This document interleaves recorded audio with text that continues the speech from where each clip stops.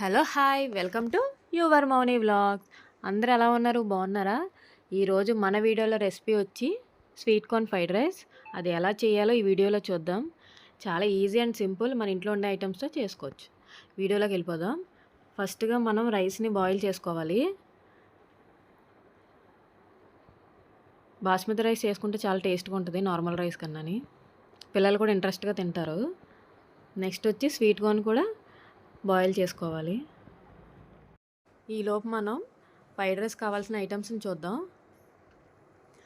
మన ఇంట్లో ఉన్న ఐటమ్స్తోనే చేసుకోవచ్చు.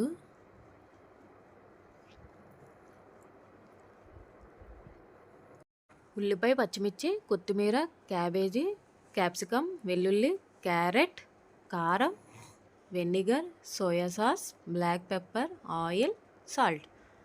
గరం మసాలా కూడా వేసుకోవచ్చు, అది మీ ఆప్షనల్. వేసుకుంటే కొంచెం ఎక్స్ట్రా టేస్ట్ వస్తుంది. ఫస్ట్గా స్టవ్ వెలిగించి కళాయి పెట్టుకుని ఆయిల్ వేసుకోవాలి. ఆయిల్ కొంచెం హీట్ ఎక్కిన తర్వాత సన్నగా కట్ చేసుకున్న వెల్లుల్లి, ఇలా చిన్నగా పీసెస్ కట్ చేసుకుంటే చిన్నపిల్లలు కూడా తింటారు బాగాని. నెక్స్ట్ వచ్చి కట్ చేసి పెట్టుకున్న ఉల్లిపాయ, పచ్చిమిర్చి అవి కూడా వేసుకొని బాగా కలుపుకోవాలి.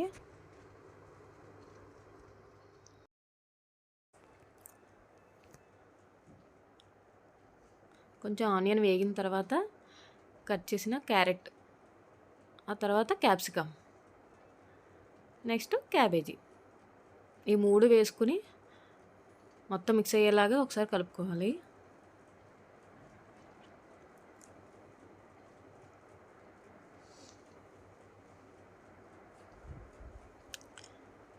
నెక్స్ట్ ఉడికించిన స్వీట్ కార్న్,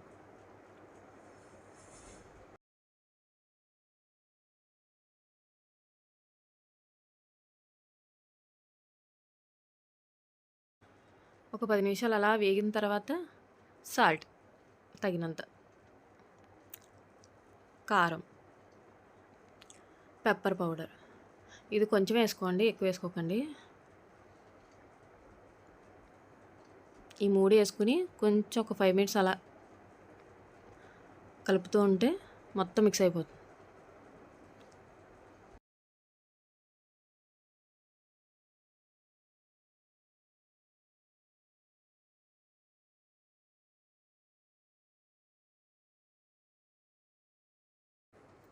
నెక్స్ట్ వచ్చి రైస్ కూడా వేసుకొని మిక్స్ చేసుకోవడమే. అంతా కలుపుకున్నాక అందులోకి వెనిగర్, సోయా సాస్ కొంచెం వేసుకోండి, ఎక్కువ వేసుకోకండి. ఆ రెండు కూడా వేసి బాగా మిక్స్ చేసుకొని, ఒకవేళ గరం మసాలా వేసుకోవాలంటే ఈ టైంలో వేసుకోవచ్చు.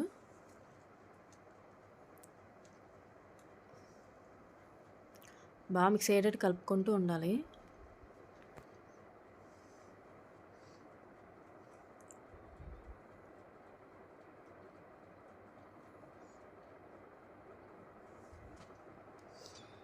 ఇంకా ఫైనల్గా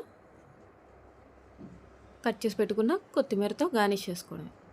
అంతేనండి. Thanks for watching.